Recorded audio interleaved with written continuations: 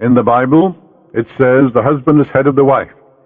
The husband in the Bible is your conscious mind, and the wife is called the subconscious in the Bible. That's not true from a literal standpoint, but it's true psychologically only. Your subconscious is controlled by your conscious mind. It's amenable to suggestion and controlled by it. So the wife, your subconscious, is subject to the man or to the mind, and conscious mind in all things. That's true psychologically only. Whatever your conscious mind, remember, feels to be true, your subconscious accepts. Your capacity to imagine and feel, and your freedom to choose the idea you will entertain, gives you power over all creation. Do not dwell on the imperfections and shortcomings of others, or their frailties, or their derelictions. Why?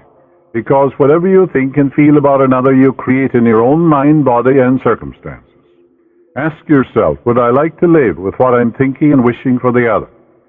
If you would, well, if the answer is in the affirmative, of course you're on the right track. Remember, your thought is created, and what you think about the other, you are creating, in your pocketbook too, and in all phases of your life. What you do not wish done unto you, do not feel it is done unto you or another.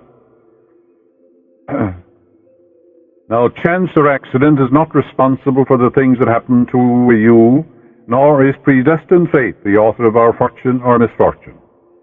Your subconscious mind is not concerned with the truth or falsity of what you consciously feel or believe to be true.